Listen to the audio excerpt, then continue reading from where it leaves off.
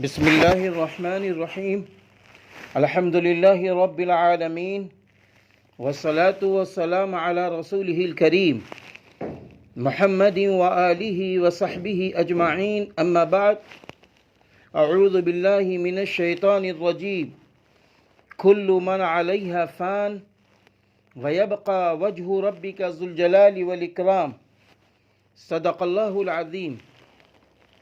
اللہ کے محبوب بندوں، آج میں استاد محترم حضرت مولانا مفتی محمد ظہور ندوی رحمۃ اللہ علیہ کی حیات و خدمات پر روشنی ڈالنا چاہتا ہوں۔ وہ میرے استاد محترم تھے، استاذ الاساتذہ تھے۔ آپ کی تاریخ پیدائش 1927، آپ کا وطن عزیز مبارک پور اعظم گڑھ کے قریب میں ایک گاؤں سٹی آباد ہے، اس گاؤں میں آپ کی پیدائش ہوتی ہے، اور آپ کی تاریخ وفات 25 ستمبر سن 2016 ہوتی ہے۔ دارالعلوم ندوۃ العلماء میں تکمیل تعلیم کے بعد 1950 میں دارالعلوم سے تدریسی وابستگی ہوئی۔ حضرت مفتی صاحب علیہ الرحمہ کا اصل امتیاز فقہ، اصول فقہ، افتاء وغیرہ رہا، لیکن ندوے میں حدیث شریف کی بڑی کتابیں بھی پڑھائیں۔ عرصے زمانہ تک تخصص فی الحدیث کے طلباء کو تحاوی شریف پڑھائی، فقہ میں ہدایہ کے چاروں حصے پڑھائے۔ یہ بات زبان زد خاص و عام رہی کہ ہدایہ تو انہیں زبانی یاد ہے، استحضار مسائل میں خواہ ان کا تعلق ترکہ و میراث سے ہو، وہ سیکنڈوں میں مسائل حل کر دیتے، انہیں کتابوں کی طرف رجوع نہ کرنا پڑتا، اسی لیے ان کے فتاوے میں حوالے نہ ہوتے، جبکہ ان کے فتاوے کی تحقیق کی جائے تو وہ حوالوں میں اعلیٰ معیار پر اترتے۔ حضرت مولانا مفتی محمد ظہور ندوی رحمۃ اللہ علیہ کے متعلق استاد محترم مربی مرشدی حضرت مولانا سید محمد رابع حسنی ندوی صاحب دامت برکاتہم العالیہ، ناظم ندوۃ العلماء لکھنؤ نے یوں ارشاد فرمایا ہے کہ فقہ کے شعبہ کی نصف صدی سے زائد عرصے تک سربراہی کی ندوۃ العلماء میں، اور یہ ذمہ داری انہوں نے اپنے بہنوئی مولانا مفتی محمد سعید اعظمی ندوی رحمۃ اللہ علیہ کی وفات 1955 کے بعد سے مسلسل کی، اور اس شعبے کو بڑی ترقی دی، اور اس شعبے سے برابر ایسے فقہا تیار ہوتے رہے جن میں بعض نے اس کو اپنا خصوصی موضوع بنا کر بڑی ترقی کی اور اس میں ہی اپنی پہچان بنائی۔ حضرت مولانا دامت برکاتہم العالیہ فرماتے ہیں کہ مفتی صاحب بحیثیت خوش اخلاق انسان کے اچھی خصوصیت کے حامل تھے، اپنے رفقا کے ساتھ ان کا اچھا ربط تھا اور باہم انس و تعاون حاصل تھا، اور اسی طرح دارالعلوم ندوۃ العلماء کے محتمم مربی و مرشدی حضرت مولانا ڈاکٹر سعید الرحمن اعظمی ندوی صاحب دامت برکاتہم العالیہ یوں فرماتے ہیں کہ آپ کی زندگی تواضع و بے نفسی سے عبارت تھی، انکسار و بے لوثی آپ کا طرح امتیاز تھا، ایک بے مثال فقیہ اور مختلف عہدوں پر فائز ہونے کے باوجود تواضع کا یہ عالم تھا کہ جس کام پر لگا دیا گیا راضی برضا تیار ہو گئے۔ آپ کی انہی تنظیمی صلاحیتوں اور کام کے سلسلے میں لگن اور اخلاص کو دیکھتے ہوئے ندوۃ العلماء میں پہلے نائب محتمم اور پھر نائب ناظم کے عہدے پر فائز ہوئے، اور اس پر آپ کی علمی، فقہی اور تحقیقی ذمہ داریاں مستضاد تھیں۔ آپ ان تمام ذمہ داریوں کو حیات مستعار کی آخری گھڑیوں تک سنبھالتے رہے، جب تک سانس کا جسم و جان سے رشتہ نہیں ٹوٹا، ندوے سے آپ کا رشتہ نہیں ٹوٹا۔ اسی طرح ندوۃ العلماء کے ناظر عام حضرت مولانا سید بلال عبد الحی حسنی ندوی صاحب دامت برکاتہم العالیہ یوں تحریر فرماتے ہیں کہ آپ عالمی شہرت یافتہ ادارہ دارالعلوم ندوۃ العلماء میں وہ مفتی اعظم تو تھے ہی، اس کے ساتھ ساتھ وہ ناظر شعبہ تعمیر و ترقی بھی رہے۔ نائب محتمم کی حیثیت سے بھی انہوں نے طویل عرصہ گزارا۔ ادھر کئی سالوں سے وہ نائب ناظم کے عہدے پر فائز رہے، لیکن نہ انہوں نے اپنا ذاتی گھر بنایا اور نہ اس کی فکر میں پڑے، اور دارالعلوم ندوۃ العلماء کی طرف سے جس مکان میں وہ کئی دہائیوں سے رہ رہے تھے، اس کی حالت کو دیکھ کر حیرت ہوتی تھی۔ وہ چاہتے تھے اسی کو بہتر سے بہتر شکل میں کرا لیتے، مگر لگتا یہ تھا کہ ان کا دل دنیا سے بالکل سرد ہے۔ لباس بالکل معمولی۔ کبھی کسی معاصر مدرس نے کہا بھی کہ مفتی صاحب لباس تو کچھ ٹھیک کر لیجئے، تو فرماتے کیا رکھا ہے، سب ٹھیک ہی ہے۔ معلوم ہوا کہ ان کے بعض عقیدت مندوں نے گھر کی پیشکش کی، مگر اس کو خوبصورتی سے ٹال گئے۔ آخری بات ہے کہ جب نائب ناظم کے عہدے پر فائز ہونے کے بعد حسب دستور ان کی تنخواہ میں اضافہ کی بات ہوئی، تو صاف کہہ دیا کہ مجھے جو ملتا ہے اس سے میرا کام چل جاتا ہے، اضافے کی ضرورت نہیں۔ اللہ اکبر۔ خود غرضی اور خود نمائی کی اس دنیا میں کچھ ایسے لوگ بھی ہیں جن کی بے لوث زندگی ایک روشنی ہے جو نہ جانے کتنے باریک راستوں کو روشن کرتی ہے، اور نہ جانے کتنے بھٹکے ہوئے انسانوں کو اس سے راستہ مل جاتا ہے۔ انہی بے لوث اور سچے انسانوں میں ہمارے مفتی صاحب بھی تھے، جنہوں نے 65 سال کی طویل مدت درس و تدریس میں گزاری۔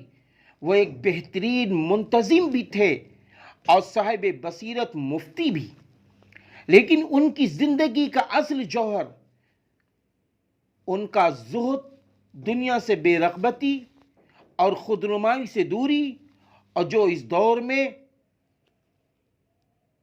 نایاب ہے۔ میرے بھائیوں، اسی طریقے سے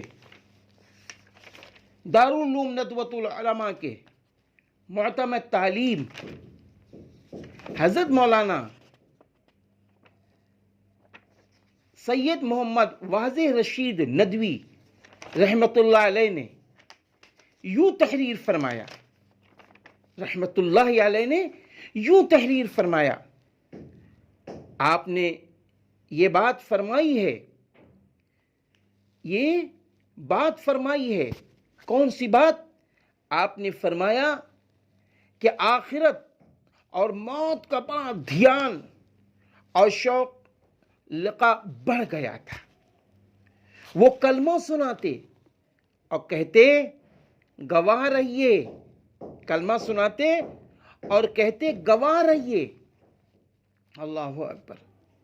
یہ وصف ادھر چند سالوں سے ان میں بہت بڑھ گیا تھا، جس کی وجہ سے مال جمع اور بلا وجہ خرچ کرنے، لایانی محفل جمانے اور ضیاع وقت سے بچنے، اور باوجود معذوری کے جماعت سے نماز اور مسجد کا التزام کرتے اور کھڑے ہو کر نماز پر قادر نہ ہونے کی وجہ سے بیٹھ کر نماز پڑھتے، لیکن کرسی کو اختیار نہ کرتے۔ اسی طرح اپنی زمین و جائیداد کی طرف سے بے فکر رہتے جو ان کے وطن میں ترکہ میں حاصل ہوئی تھی، اور اپنے ضرورت مند اقارب کو اس سے استفادے کا موقع دے رکھا تھا۔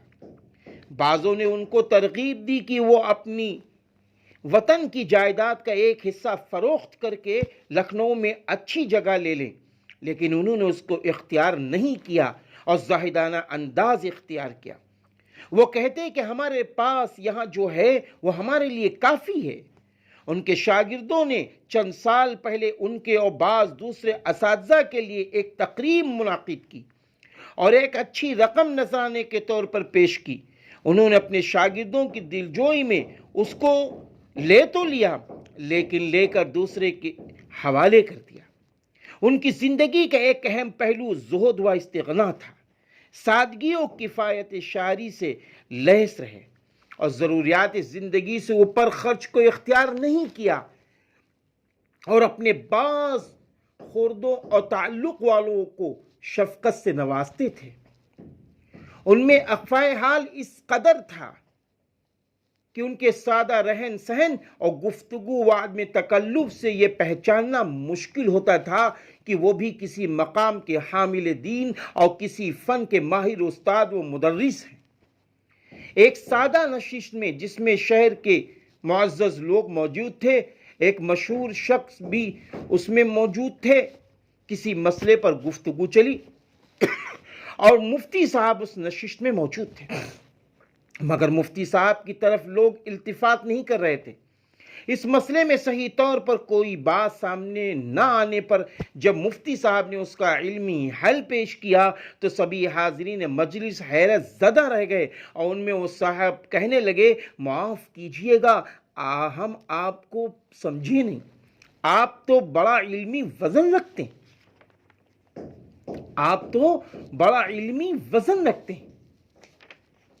اسی طرح میرے بھائیوں، حضرت مولانا ڈاکٹر تقی الدین ندوی صاحب دامت برکاتہم العالیہ، ان کی زندگی کا ایک یہ رخ پیش فرماتے ہیں تحریری شکل میں کہ ان کی زندگی کا تقریباً بڑا حصہ میرے سامنے رہا،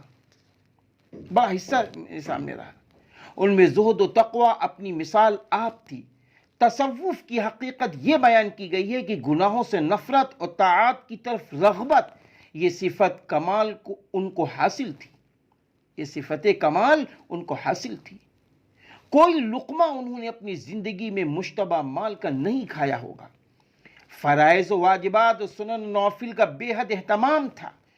دوسروں کی نفع رسانی ان کی طبیعت ثانیہ تھی۔ میرے بھائیوں، اسی طریقے سے حضرت مولانا ابو البقا ندوی صاحب دامت برکاتہم العالیہ یوں تحریر فرماتے ہیں، آپ فرماتے ہیں کہ وہ فطرتاً تقوی صفت انسان تھے، ان کے اخلاق بہت اعلیٰ تھے، وہ بڑے اعلیٰ اخلاق کے مالک تھے۔ اسی طریقے سے آگے حضرت مولانا نظر الحفیظ ندوی ازہری رحمۃ اللہ علیہ نے آپ کے متعلق یہ تحریر پیش کی ہے۔ آپ فرماتے ہیں کہ ایک روز کیا ہوا، شہر کے دو نوجوان سوٹ بوٹ میں ملبوس مفتی صاحب کی تلاش میں آئے۔ افتخار صاحب نے ان کو شبلی ہاسٹل کا پتہ دیا۔ وہ دونوں واپس آ گئے اور کہا وہاں تو کوئی نہیں ملا،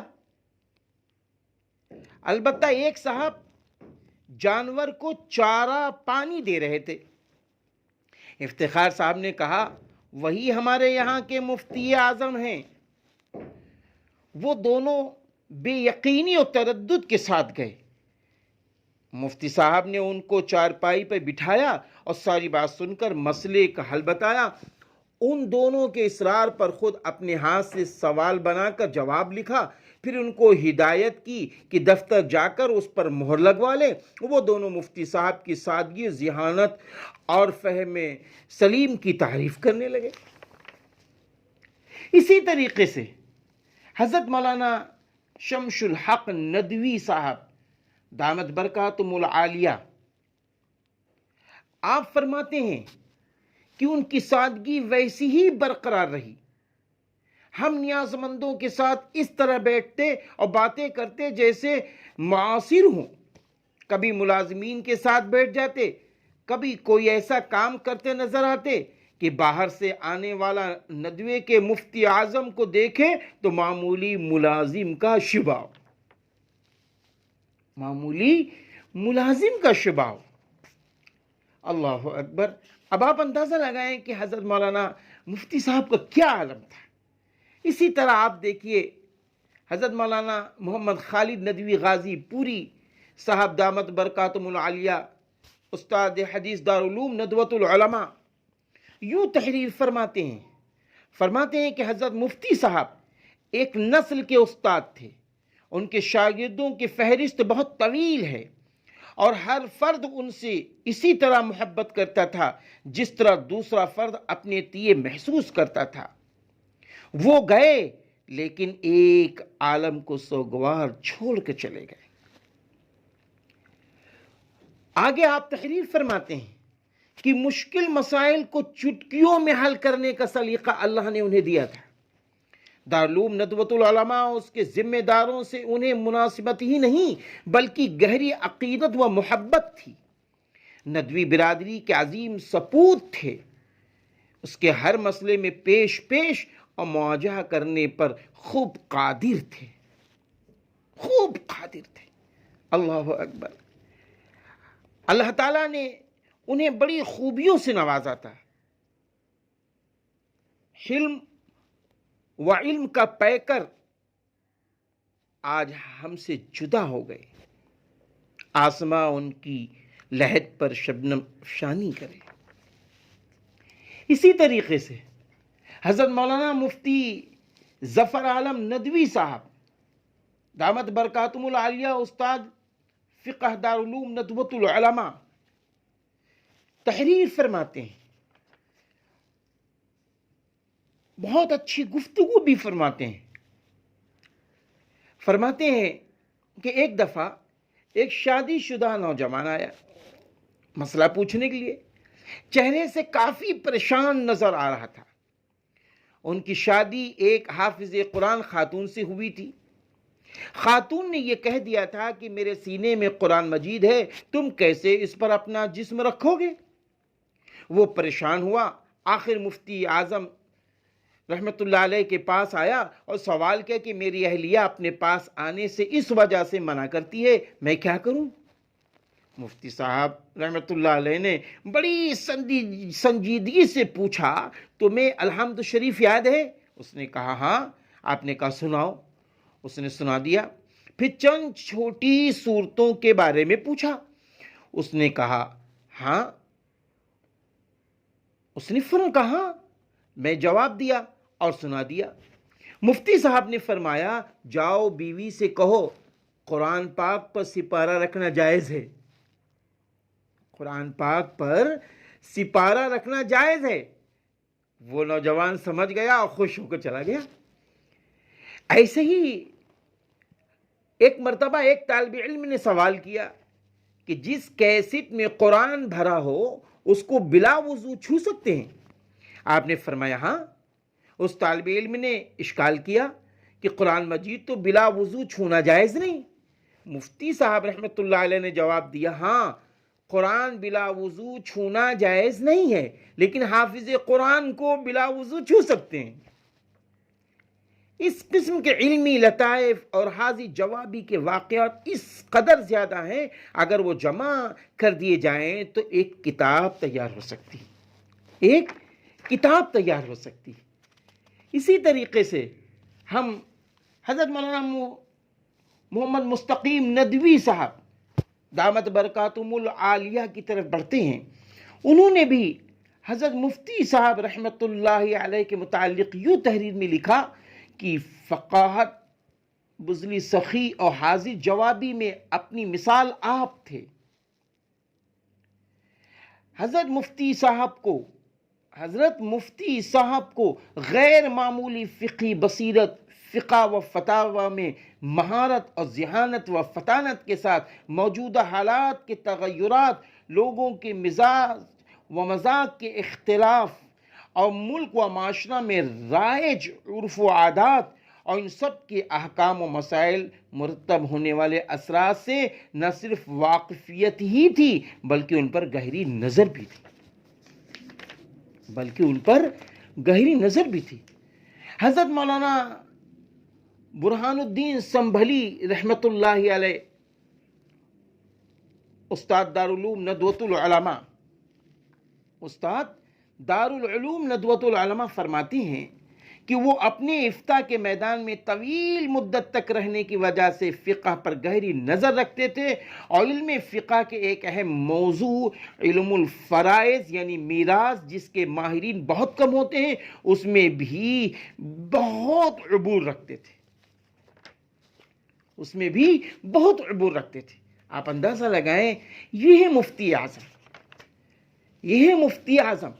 اسی طرح حضرت مولانا علاء الدین ندوی صاحب دامت برکاتہم العالیہ، جو دارالعلوم ندوۃ العلماء کے استاد محترم ہیں، آپ تحریر فرماتے ہیں کہ حضرت مفتی صاحب کی تاریخ پیدائش 1927 بتائی جاتی ہے، اور آگے وہ فرماتے ہیں کہ وہ آخر تک نائب ناظم کے منصب پر فائز رہے، اور یہ طویل عرصہ انہوں نے اپنے مادر علمی میں گزارا اور بڑی کامیابی کے ساتھ گزارا۔ اس کامیابی کے حق میں ان کی ذہانت، قابلیت اور ان کی ماحول شناسی کو بڑا دخل ہے، اور ساتھ ہی ساتھ وہ بہت اچھے منتظم بھی تھے، اور اللہ کے محبوبوں میں ان کا شمار ہوتا ہے۔ 50 و 55 سال تک حضرت مولانا مفتی ظہور ندوی رحمۃ اللہ علیہ نے تدریس کا فریضہ انجام دیا ہے، اور اسی طریقے سے بہت سارے علماء اعظام نے آپ کے متعلق لکھا ہے۔ حضرت مولانا سید جعفر مسعود حسنی ندوی صاحب دامت برکاتہم العالیہ تحریر فرماتے ہیں، مفتی صاحب کا تنبیہ کرنے، تربیت دینے اور احساس دلانے کا انداز بھی نرالا تھا۔ وہ طلباء کو سمجھتے تھے، ان کی صلاحیتوں کو پہچانتے تھے اور اسی کے مطابق ان کے ساتھ معاملہ کرتے۔ بڑی سے بڑی غلطی پر بھی وہ کسی کی تذلیل و توہین نہیں کرتے تھے، لیکن اس کو یہ احساس ضرور دلا دیتے تھے کہ مجھے دھوکہ دینا آسان نہیں۔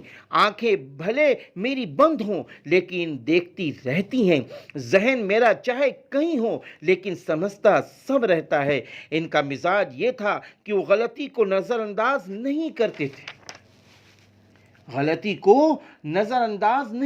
تھے، غلطی پکڑتے تھے اور غلطی کرنے والے کو اس کی غلطی کا احساس بھی دلاتے تھے، لیکن اس انداز سے غلطی کرنے والا اپنی غلطی پر نادم تو ہو لیکن مجمع میں اس کو اپنی توہین کا احساس نہ ہو۔ مجمع میں اس کی غلطی نہیں پیش کرتے تھے۔ اللہ اکبر۔ اسی طریقے سے ہم چلتے ہیں حضرت مولانا محمود حسنی ندوی دامت برکاتہم العالیہ کی طرف، کہ آپ اس بات کی تحریر فرماتے حضرت مولانا مفتی صاحب علیہ رحمہ فرائض و حقوق کی ادائیگی میں بڑے مستعد رہتے تھے، اور اسی طرح جن حالات سے ان کو سامنا کرنا پڑتا ان میں انہی کیفیات سے سامنے آئے جو اس سے مطابقت رکھتی تھی، اور وہ صبر کی کیفیت ہو یا شکر کی، زہد و استغنا کا حال ہو یا سخاوت کا، دوسروں کی مدد کا، لیکن خرچ کرنے میں کفایت شعار تھے۔ اسی طریقے سے ہم چلتے ہیں حضرت مولانا محمد اصطفاء الحسن کاندھولوی ندوی صاحب مدد ظلہ العالی کی طرف۔ آپ فرماتے ہیں کہ مفتی صاحب علیہ رحمہ کی شخصیت پر اطمینان و سکون ہمیشہ جھلکتا تھا، کبھی آپ کو گھبراتے نہیں دیکھا، یا یہ کہ آپ ضبط و تحمل نہ کر سکے ہوں، یا صبر کا دامن آپ کے ہاتھ سے چھوٹ گیا ہو، حالانکہ بتقاضائے بشریت ہر طرح کے حالات آپ کو بھی پیش آئے، آپ کو بھی پیش آئے۔ اور اسی طریقے سے ہم بہت سارے علماء کے تاثرات آپ کے سامنے پیش کرنا چاہتے تھے، لیکن وقت بہت زیادہ ہو رہا ہے، اس لیے ہم انہی چند تاثرات پر اپنی باتوں کو روکنا چاہتے ہیں، اور باتوں کو روکتے ہوئے ہم حضرت مولانا مفتی ظہور صاحب رحمۃ اللہ علیہ کی وہ تقریریں بھی آپ کے سامنے پیش کرنا چاہتے ہیں، جس سے انشاءاللہ ہم سب کو بڑا نفع حاصل ہوگا۔ ایک موقع پر آپ فرماتے ہیں، جب اللہ کسی سے محبت کرتے ہیں تو اس کی محبت عام ہو جاتی ہے، جب اللہ کسی سے ناراض ہوتے ہیں تو کوئی سواری بھی ساتھ نہیں دیتی۔ ایک عارف کا قول ہے، میں اللہ کی ناراضگی کو اپنی سواری سے سمجھ لیتا ہوں، جب بدکنے لگتی ہے تو میں سمجھتا ہوں کہ مجھ سے گناہ ہو رہا ہے، اور جب وہ راحت کے ساتھ رہتی ہے تو میں سمجھتا ہوں کہ اللہ مجھ سے راضی ہے۔ تو ہر چیز اللہ کے حکم کے تابع ہے، دنیا میں جو کچھ بھی ہے سب اللہ کے حکم، اس کی منشا و مرضی سے ہے، دنیا کا کوئی پتا بغیر اس کی مرضی کے ہل نہیں سکتا۔ آپ یقین جمائیے اور اللہ سے تعلق پیدا کریے، مصنوعی تعلق کا کام نہیں دے گا، مصنوعی تعلق کام نہیں دے گا، بلکہ حقیقی تعلق ہونا چاہیے۔ اگر حقیقی تعلق نہیں ہے تو پھر بالکل بیکار ہے، پھر وہ بالکل بیکار ہے۔ حقیقی تعلق تو وہ آپ کو آگے بڑھائے گا، اور اگر ایسا تعلق ہوا جو آپ کو پیچھے کر دے تو یہ آپ کی قسمت ہے، اسی طرح حضرت مولانا مفتی ظہور ندوی رحمۃ اللہ علیہ نے ایک موقع پر یہ بھی ارشاد فرمایا کہ ذاتی محنت میں کامیابی کا راز کیسے؟ آدمی جو بھی ترقی کرتا ہے، بنتا ہے، کامیاب ہوتا ہے، وہ اپنی ذاتی محنت سے ہوتا ہے، کسی استاد کے بھروسے پر ایسا نہیں ہوتا ہے۔ یہ ضرور ہوتا ہے کہ استاد سے مدد اور صحیح رہنمائی حاصل ہوتی ہے، اور آدمی جلد اپنے مقصد کو حاصل کر لیتا ہے اور سلیقہ حاصل کر لیتا ہے، لیکن ایسا نہیں ہے کہ سارا دار و مدار استاد پر ہو۔ آپ کو یہ معلوم ہوگا کہ جو شخصیت باکمال ہوئی وہ کسی استاد کی وجہ سے نہیں ہوئی، اگر کسی استاد کی وجہ سے ہوتی تو اس استاد کے بہت سے شاگرد تھے، لیکن سب کہاں باکمال ہوئے۔ اگر استاد معیار ہوتا کسی کے باکمال ہونے یا باصلاحیت ہونے کے لیے تو ہر ایک باکمال ہوتا، لیکن آپ دیکھیں گے کہ بعض اساتذہ کے بے شمار شاگرد ہوئے، البتہ انہی میں چند ہی نامور اور کامیاب ہوئے۔ اسی طریقے سے حضرت مولانا مفتی ظہور صاحب رحمۃ اللہ علیہ نے اور بھی بہت ساری بہت مفید باتیں آپ نے فرمائی ہیں۔ ایک موقع پر زندگی کی کامیابی کی شاہ کلید کیا ہے، طلبہ میں یوں فرمایا، عزیز طلبہ، اللہ تعالیٰ قرآن مجید میں فرماتا ہے، ان اللہ لا یضیع اجر المحسنین، اللہ تعالیٰ اچھا کام کرنے والوں کا اجر ضائع نہیں کرتا۔ زندگی کی کامیابی کے لیے تعلق مع اللہ اور محنت شرط ہے، اسی سے دارین کی سعادت معلوم ہوتی ہے۔ بڑوں کا اکرام، چھوٹوں پر شفقت اسلام کی بنیادی تعلیم ہے۔ میرے بھائیوں، اسی طریقے سے حضرت مولانا مفتی ظہور صاحب رحمۃ اللہ علیہ نے بہت کچھ باتیں ارشاد فرمائی ہیں۔ ایک موقع پر آپ نے فرمایا، مفکر اسلام حضرت مولانا سید ابو الحسن علی ندوی رحمۃ اللہ علیہ کیا تھے؟ ایسی جامع شخصیت کے بارے میں کیا عرض کیا جائے، جو لکھا جائے وہ کم ہے۔ علم و تقوی کے لحاظ سے مینار نور، ان کے دم سے ہم جیسے گناہگاروں کی عزت و آبرو قائم تھی۔ ان کی ایک ایک شفقت و محبت یاد آتی ہے، جب ان کی یاد آتی ہے تو دل دھڑکنے لگتا ہے اور بے ساختہ